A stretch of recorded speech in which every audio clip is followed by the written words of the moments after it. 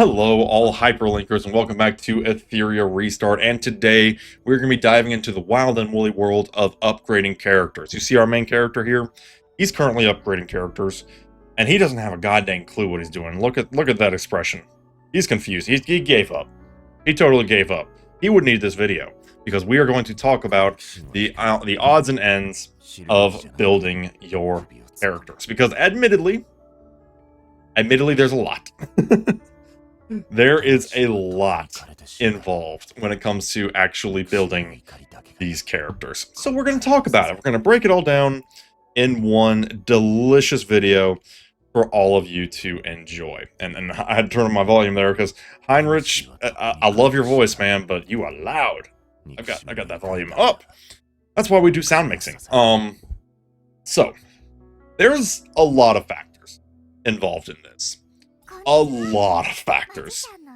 There's your leveling, there's your modules, there's your skills, your dupes, and your shells. That's a lot. That is a lot.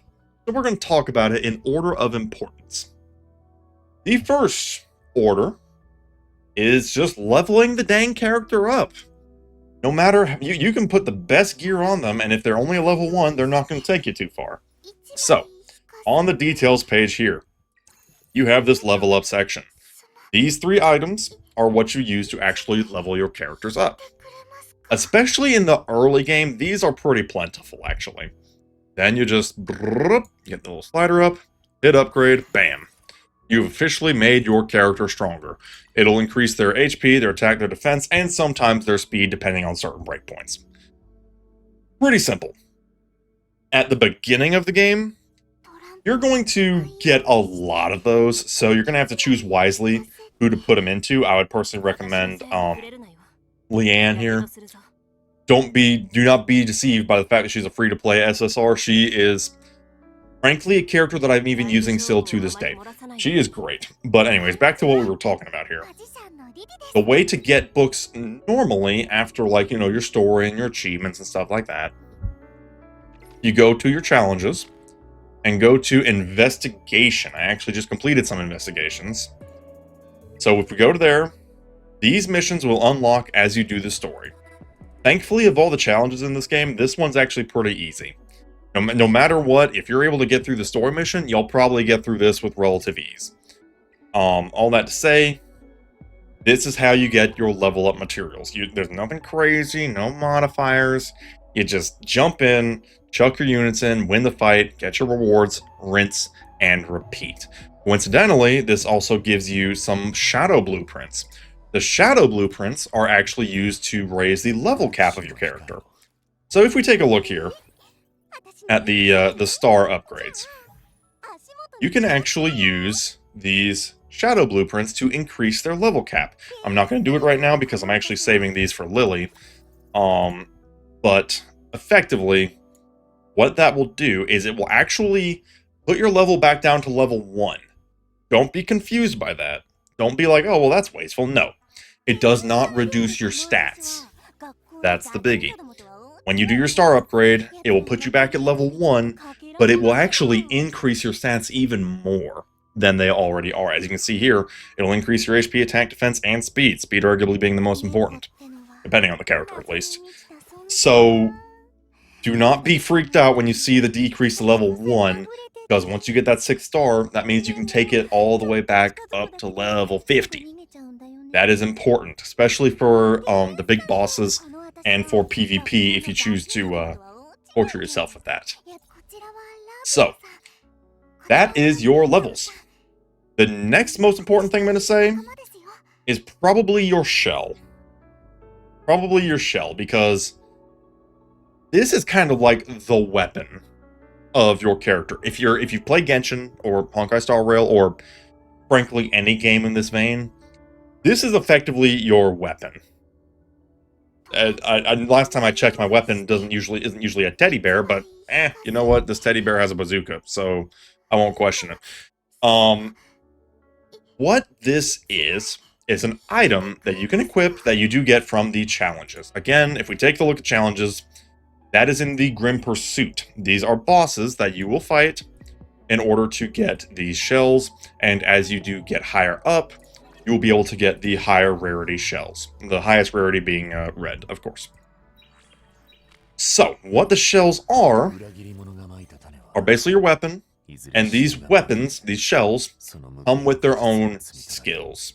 These skills will be either the shell granting a buff to your character, maybe a debuff on the enemy character, and sometimes even attacking. Like in the case of this guy here, the White Fang, he is kind of one of the definitive DPS characters because not only does he do surprisingly good damage, but he also can increase your crit damage permanently for the fight. I mean, yeah, that's a pretty good one. Others, like this one, give you massive buffs to your defense and can allow you to apply some chunky shields to your allies.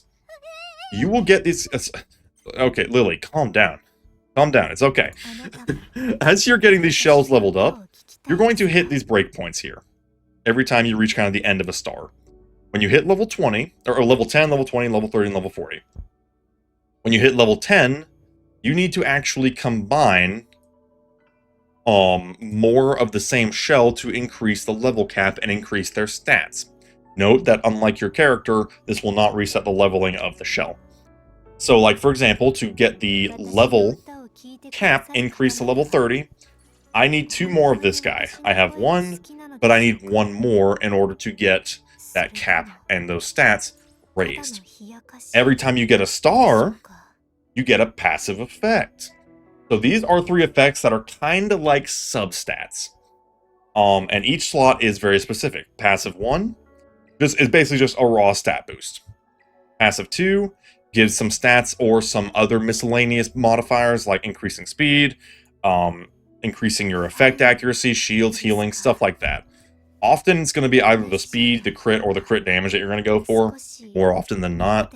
Although every now and then these have use cases depending on the character. And then the passive slot 3 has some special abilities that can either reduce the damage you take or increase the damage that you inflict upon your enemy. So it is all random, and they each do have rarities, with blue being the lowest and red being the best. But you can use these items, these reconfiguration chips, as well as the training data to reconfigure the skills, effectively re-rolling them. Especially in early to mid-game, do not worry about re-rolling skills. You do not have enough currency to do it. You may think you do, but you don't, because you need to level up a shell for every single character that you want to use, otherwise you're missing out on vital stats and abilities. That'll add up in a hurry. So yeah, don't go too wild on these configurations, except maybe for the purpose of the quests, because it's more important to just be getting your boys leveled up, and then you can go from there. Next. Let's talk modules. Modules are interesting, and they also link up to shells. You may have noticed that there's some stuff at the bottom here that I haven't talked about. I haven't talked about these little bits here, these little effects. They are set bonuses that link to the modules. Modules are artifacts, plain and simple. I mean, that's just, if you play Genshin, if you know, you know. Modules are artifacts. They are very common in these types of games. I mean, to the degree of, I mean, if I play a game that doesn't have artifacts, I almost feel like I'm doing it wrong. And that's how much these things have rotted my brain. But these modules are your artifacts, and there is quite a few. Many of them are very good, but basically, of course, you have different rarities, with red being the best. Red you'll get at endgame. And these modules come with these little symbols. Like in this case, this is a 3-point bramble piece. That means it puts 3 towards this bramble effect. If you get up to 4 points, you get a defense boost. And if you get up to 8 points, you get the defense boost and a counterattack chance. For the Swift Rush, otherwise known as one of the best in the game, because it is just so blanking good, it's, you know, just a chunky freaking speed buff. Set bonus very much applies to how well your character's going to perform. Some characters perform well with speed. Some characters perform well with lots and lots of attack. Some characters perform well with defense. It depends on the character. Now, if you don't want to try and figure that all out on your own, and well, who could blame you? You can actually go to the main page, and there's this little book down here. If you click on that, this will actually give you the most commonly used stats for the characters. It's not perfect, but it's pretty reliable. And if you don't trust this, you can also go online. The Pridewin tier list site is alive and kicking for this game. I use it personally for a lot of Nikkei and Honkai Star Rail, but they do have a site for this game as well, and it is very well researched and very informative, at least from my observations. Modules are just leveled up with your regular money. Again, you may think you have enough. You don't. It's going to take you a while to get your characters fully built with the best stuff, especially since there's a bit of a kicker where it's like, yeah, you want to save your money for the best modules, but to defeat the bosses that give the best modules, you have to give lesser modules so that your character doesn't get folded over like a napkin. So it's a little unfortunate. I mean, you can kind of go the pure marathon route. I fast-tracked it a little bit, and that might have been a short-term gain for long-term pain situation, but I'm making it work. So yeah. How do you get these modules? Well, you go to Challenges and go to Threshold. And you've got 3 bosses here. The Terramaton, which is a great name, Doki Doki, and Aurora. Aurora you will not unlock until later. Terramaton and Doki Doki are the characters that you will be seeing a lot of. If you've already got Aurora unlocked, you probably already know all this. So we'll stick with Doki Doki and Terramaton for now. Terramaton gives a lot of attack stuff. Let's go to a slightly earlier one. They give some attack modules, and they give some healing HP-based modules. Once you do get up a little bit more, you kind of get a little more variety.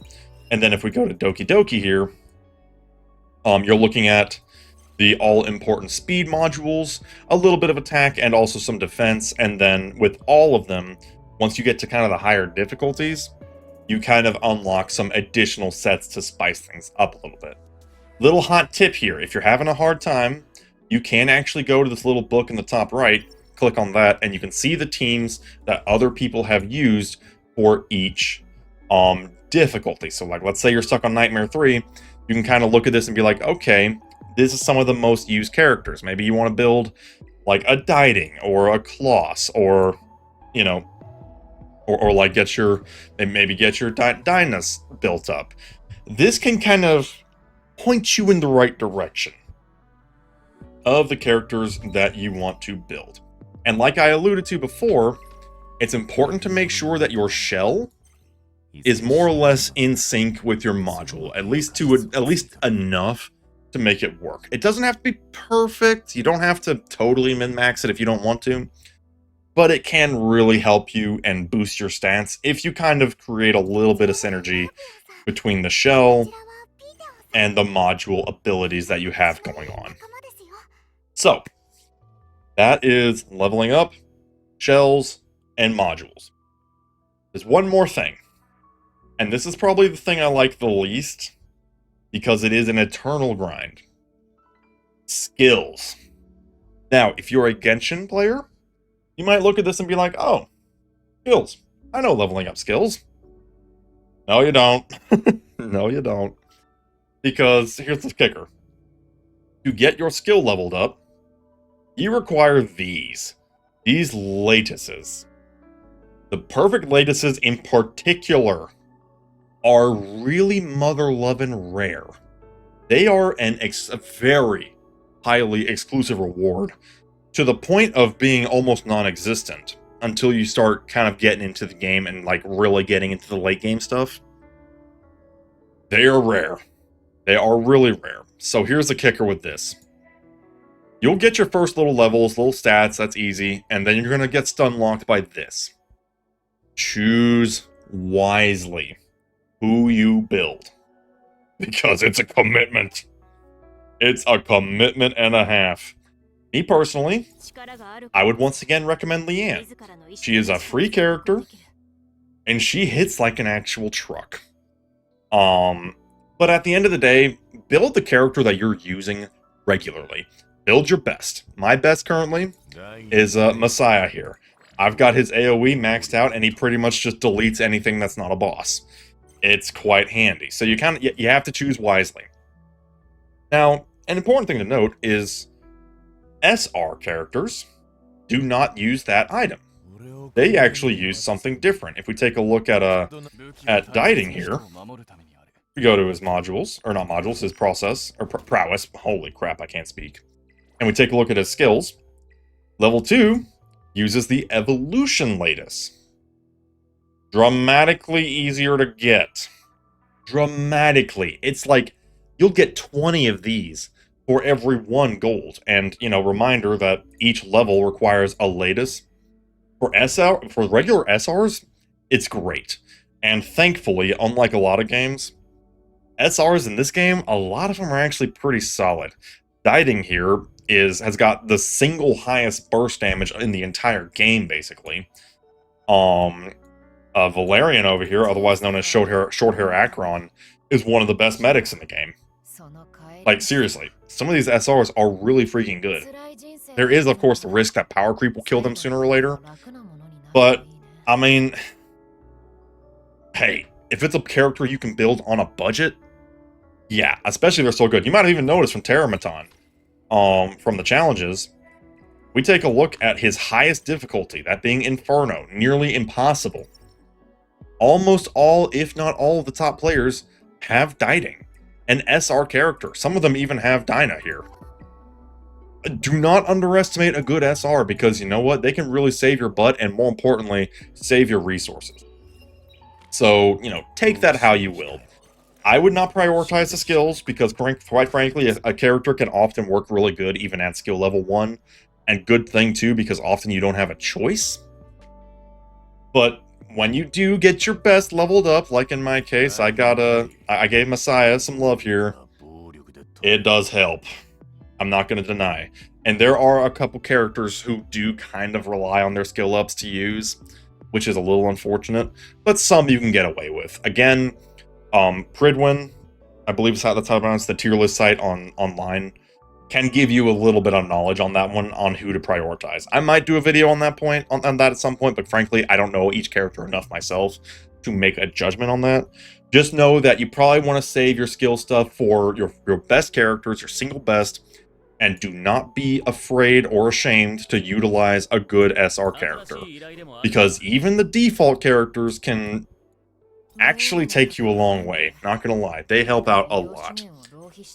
And then just a reminder, just one final note for the skills, you will require this currency, these implants or imprints.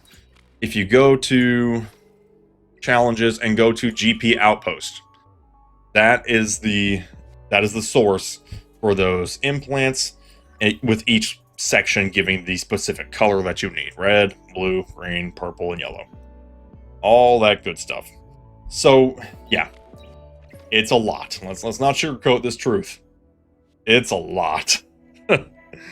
It's a whole lot. It is that's a lot of information I just flung at you. But hopefully this video will help you make some sense of it, because it is tough. The last thing I will note is that in this game, there's a silver lining.